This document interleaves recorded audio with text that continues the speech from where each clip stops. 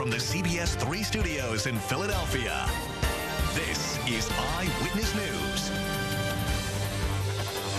And again, thank you. And welcome back. I'm meteorologist Kathy Orr in the Great Hall, where the Red Cross Thankathon is in full swing. You can see all these representatives from the Red Cross. They are making calls to thousands of people just to say thank you. Thank you for donating money to the Red Cross for the relief efforts for Hurricane Sandy, and it's a wonderful thing. So we thank them, and of course we thank you at home.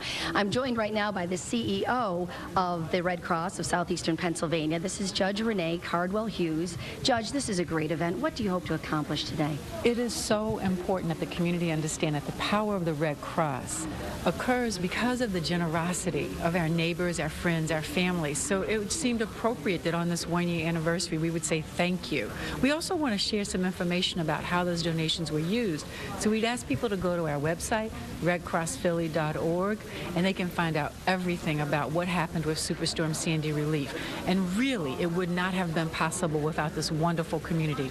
And that's why we say thank you. And you know, you have someone special to thank. Who is it? I really do. Dr. Bridget O'Connell of the Palisades School District was one of our incredible partners. The American Red Cross is so powerful because of the partnerships we have.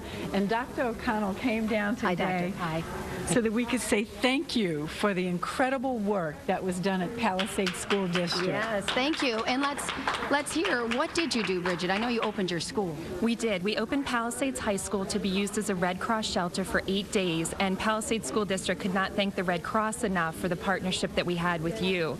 Truly, the Red Cross being able to open the shelter, provide medical services, we kenneled animals, we fed the community, and with that partnership, we were able to serve the community. We distributed rakes and cleanup materials, gloves, bags, whatever was needed, and it allowed us to be able to serve our community with meals and a place for people to call home while they couldn't be in their homes. So thank you. Well, thank you so much. It's wonderful, and you'll definitely be ready if there ever is a big storm again. Thank you so much for being with us. Thank you. Thank you.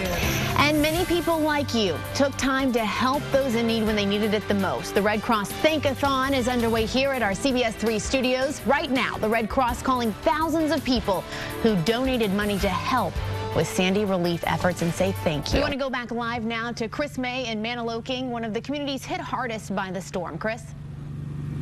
Indeed, Jessica, hit very hard. In fact, when you drive into Maniloking, you hear the saws, you see the machines, you see the construction that is still going on here now, one full year after Hurricane Sandy blew through. Of course, so many people in the wake of the storm found themselves in dire straits when they found that their insurance wouldn't cover their losses. Eyewitness News reporter Simon Chowdhury spoke with a couple from here in Maniloking who is now embarking on a new life, all thanks to some charitable organizations. But we are just so totally grateful. Lynn Bettinger and her husband Roger are rebuilding their home and their lives. Superstorm Sandy damaged their house in Maniloking, an area hit hard.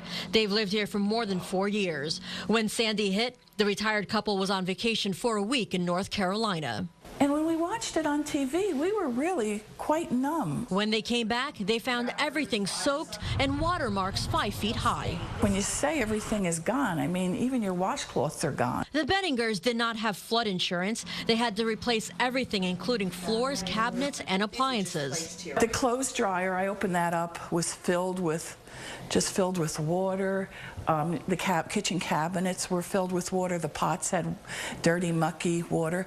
They received assistance from several church groups and organizations, including the Salvation Army and the American Red Cross. Lynn and Roger were given about $40,000. A fourth of that came from the Red Cross. There is no way, physically or financially, we could have done this on our own. Absolutely no way. Now they're slowly repairing the house and celebrating little victories. We were so happy. Oh, we got a mailbox. You know, it was one step closer to getting back in the house. We don't know how to tell them how grateful we are. God bless the Red Cross. But it really helped us. The Bettingers hope to move in by Thanksgiving. They say without the help of organizations like the Red Cross, it would have taken them years to come back home.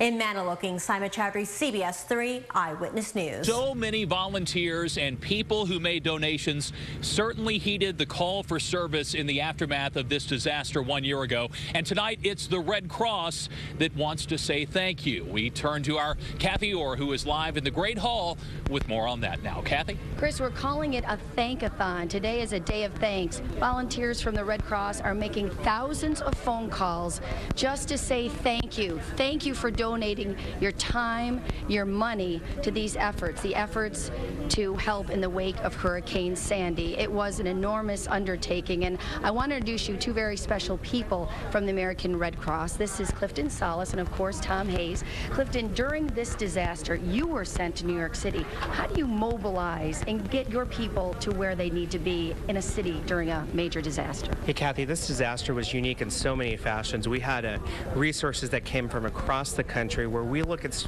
people where they're strategically located. We start to send them into the disaster site, and we start to issue assistance directly to the clients. Some of those unique challenges in this type of event was this was an urban disaster where it's not something that, you know, an everyday disaster response. We had high-rises that we were dealing with. We had areas that didn't have power in them. And looking at these urban disasters and how do we respond and how do we get, you know, how does the Red Cross start to come together was a unique challenge that we used, and we're still issuing the responses to the recovery to the clients today. Well, thank you so much. You've done a wonderful job, and I know you'll be even better prepared if anything ever happens again. Tom, I know you want to say something to everybody. I just want to thank everybody very much, and I want to thank CBS 3 for their great support for all these time and effort. Thank you very much. Well, it's definitely our pleasure.